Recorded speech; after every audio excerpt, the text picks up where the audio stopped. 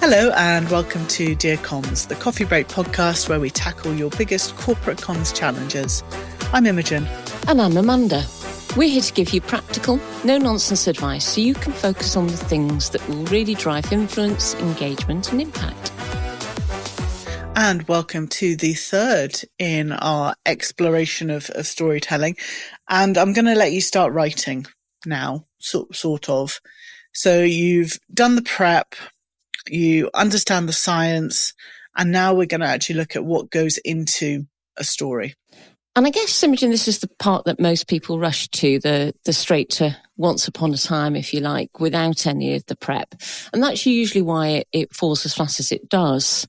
I think it's easy to overcomplicate storytelling. When you strip it all back, really we're talking about a simple structure, aren't we, for a great story. So today we're going to break down the six key elements of a great story and give you a story arc that will work for any corporate story. And don't be worried when we say story arc, it is not complex at all.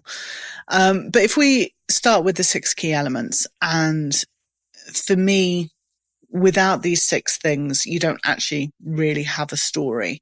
They're not in any order. They're not even explicit in the story, but they are referenced and they are there. So the first one is character. Every story needs some form of a personal element to it. It needs to have some form of central character. Now, that could be a hero, your traditional hero character, or it could be a villain, or if you're going to be complex, it could be both of them. Yeah, and then there's the context. What is the landscape we're stepping into? Is it noisy? Are people distracted, under pressure, short on time? This isn't just a setting for your hero. It's really about servicing the pressures your audiences recognised instantly. That's when they sort of lean into the story. It's what gives your story relevance. It roots it in reality. Yeah, before we start any story, we really have to know where we are in the story. So as you say, it's not just about where our audience is, but it's actually about where our characters are and where this story is being set. Once we know where we are, we can then know where we're going to, because there needs to be movement. There needs to be something happening in your story. So there needs to be some kind of a plot or a quest. You know, where are we going to? Yeah, that's usually the goal, isn't it? Follow me, we're going somewhere. You're taking people on a journey. There's usually conflict, not in a drama for drama's sake kind of way, but a tension, a blocker, a risk, or frustration. You know, the friction or challenge in a way gives you forward motion. If you don't have that, people tend to stay quite passive. And in corporate storytelling, that's the enemy of action. So without a challenge, there's no reason for your audience to keep listening. We're sort of in that meh territory. And in corporate comms, meh might as well be silence, I think. Yeah, it's some kind of tension or conflict will help us care, won't it? It'll help us care, like, why should we be listening or doing anything about this story? You connect with it, don't you? I mean, if you're watching people on the street and there's a fight going on, you kind of lean in and you're curious. But if everybody's going about their normal business, you know, so do you. So, yeah, we like a bit of friction. I have visions of you out the front window with binoculars watching your neighbours waiting for the fight to happen. You'd be surprised what bins can do. I've no doubt. We've got a conflict, we've got a plot, a quest, character. We know where we are and what the situation is. So now we need some form of a secret weapon. And I think people kind of roll their eyes when I say secret weapon. And I don't mean a magic wand. I really mean something that the hero has that the villain doesn't have. And it's something that you use to overcome conflict or to step up to challenge. So what is it that the hero has in abundance that the villain doesn't? It doesn't have to be flashy. It could be an insight. It could be a unique strength. It could be a new product. It's just something that flips the odds. The final ingredient of the story is resolution. So what's changed? What did we learn?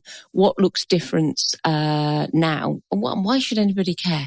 And if you think about any well-known story, they actually all have these elements. So when I'm thinking about it, I think The Lion King is a pretty good example to use, partly because most people know the story. So your character in The Lion King, you've got Simba, who's the hero, and you've got Scar, who's your villain. Your situation, we're in Africa, Simba's in a safe place, and it's all about to change, or change is coming. The conflict is very clear. Mufasa dies, Simba is exiled, and Scar is now leader of all and is the thing to be overcome. Your secret weapon is not literal here, but your secret weapon in this story is friendship, teamwork, courage, that Timon, Pumbaa and Simba have. And then, of course, your resolution is that kind of hero transformed. Simba grows up, becomes this wonderful lion, and sort of balance is restored. And if you think about any story that you hear, you are going to find those 6 elements. It feels complete, doesn't it? And if you don't have those elements, it's probably not a story. It's probably a status update in disguise, I think. Now, I know that's harsh but true, but you can't call it a story just because it's written in flowing language and written well. I think, Imogen, the biggest mistake you see a lot when you're helping companies with this is that companies tend to try and cast themselves as the hero, don't they? Yes, either themselves or the product. They want to put themselves as that kind of hero character, and they are incredibly disappointed when I tell them that they're not the hero of their own story. Your hero has to be someone that your audience can relate to. It could be your audience, but it should be someone that they can see themselves in, or that they have knowledge of, or that they care about. You're not Frodo, you're Gandalf. Or if Lord of the Rings isn't your thing, you're Jiminy Cricket, and that's probably dating me. You're not the main character, you're the guide. You're the voice of reason, wisdom, encouragement. You're not walking the path, you're helping light the way. That trusted voice helps your audience become the hero of their own story. And that does work. Yeah, and the role of that, your company or your product, if you're thinking, well, where do I fit into that story? The role of the company or the product actually sits within that magic weapon bucket. Yeah. So it's not the hero, but you as a company or a product are something that will help that hero overcome that conflict. So once you know what those 6 elements are, you need to then sort of wrangle them into some form of sense to make it into a story. And it's not kind of once upon a time, but there is a framework and an order in which I use a lot, which helps you get there. And once you know it, and once you are comfortable with this framework, you can start playing around with the order. But for me, I would start with setting the scene. So this is your situational piece. This is where we are now. This is about building urgency, creating high stakes, reminding your audience that change has to happen. Because the fact is, you can't sell a solution, whether that's a new strategy, a new product, a new way of working. You can't sell that solution to someone if they don't think they've got a problem. They call it the burning platform. That creating a sense of urgency that something needs to happen, I think. Yeah. Once you've set all of that, you need to bring in the conflict. And that's normally in the form of your villain. Remember, it doesn't have to be a person. It can be a mindset, a system, a rival, competitor. At this point of the story, you're inviting the audience to come along with you, to fight alongside with you. It's starting to put into place that sense of common ground, and you then make that more explicit when you talk about your quest, which is your vision for the future. This is, I like to call it the promised land. Like, what does success look like? You know where you are, you know you have to change, you've brought in your conflict. So now we need to show people where we want to go. And that builds a little bit of tension. That builds a tension from where they are to where they want to be. And that conflict or that villain is standing in the way. And again, just to reiterate, this is not about your product. This is not your message, not your company yet. This is about helping your audience understand that they can't reach this promised land without some form of help. And then we have the magic weapon, and that's where it comes in. And as we've discussed before, this is a tool used by the hero to overcome the villain and reach the promised land, fulfilling the quest. And this is where all your company stuff comes in, or your product stuff comes in, or your message that you want to share.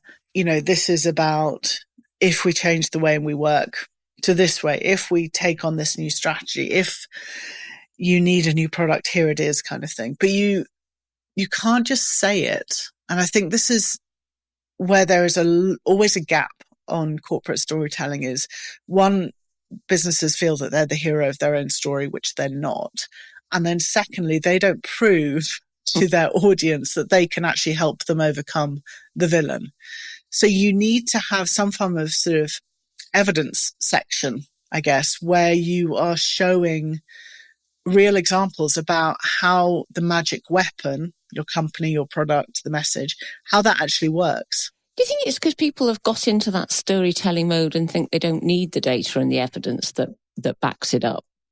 It's a little bit like that. And I think it's also they feel, I don't know, maybe they don't like bringing in real people's stories. They think it's a bit contrived.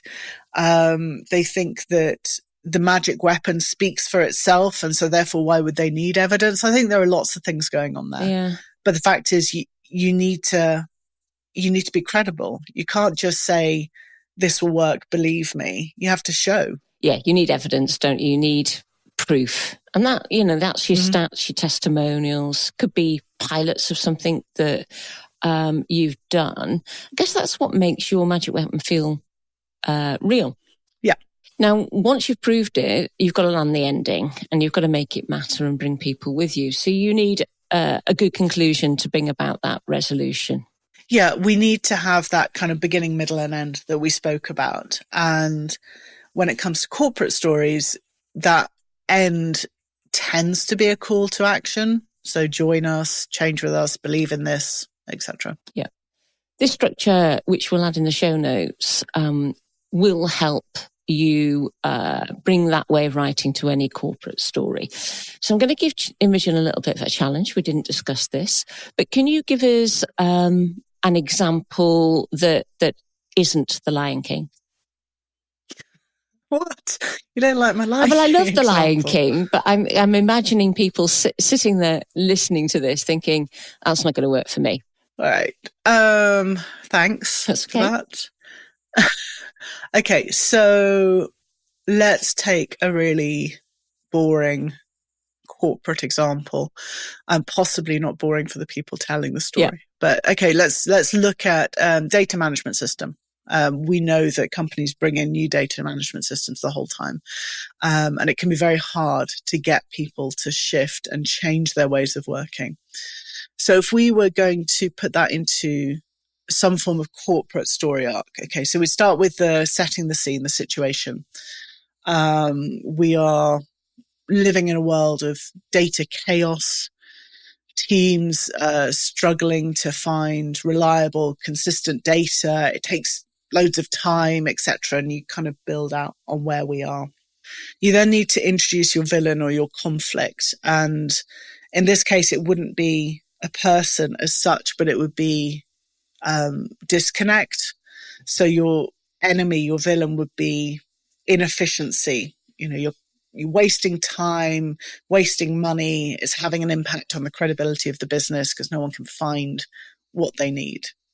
So your quest is therefore going to be this world where every team has access to real life data, to instant insight, this place of fast decisions and less time chasing numbers. So how are we going to help our hero, who is your employee in this story? How are we going to get our hero to get to this mythical world of wonderful data? And it's your magic weapon, ta-da. It's this new wonderful data management system. It's not tech. It's the freedom for us to focus on what matters, etc. I think your evidence is pretty clear here. You're going to have pilots that you would have run. So let's hear from the pilot teams. Let's see what they've reported, like how much less time have they spent? How much more information have they got? Finance teams modeling in minutes, not days, that kind of stuff. And then your conclusion, that call to action is, you're part of the success. You're part of this transformation. Find out more on how you can move to whatever, the new data management system. There you are, you see, you did it. Yeah. Yeah. We've got there. Yeah, we got there. So this is your 5-minute challenge to everybody who's listening. Take one project or one message that you're working on right now and map it against that arc. Give it a go. Yeah, have a look. Do you have a hero? Is it the right hero? Or is the hero you, the business or the product? In which case it's the wrong hero. What's the villain? What's the weapon? Have you got all of those elements? By doing this, I think you're going to quickly see whether you have a story or just another announcement. And I think this story arc, this way of thinking about corporate stories will help you spot what's missing almost immediately. And every corporate story, will start and end in the same way. It's with someone real. It's with a problem that has to be fixed. And it's about offering some form of a promise or vision or promised land that people can believe in. Just remember, though, you're the guide, not the star. Your job is to help shape the story so that the real hero shines through. Because if you're helping your audience win, your story's going to win and connect too. And that's it for this episode. Next time, we're going to be looking at the type of stories that are out there, where we can find them, and how we connect what kind of story we're telling with the objective that we have. In the meantime, if you've got a story of your own and you're in need of the Dear Comms magic weapon, please get in touch.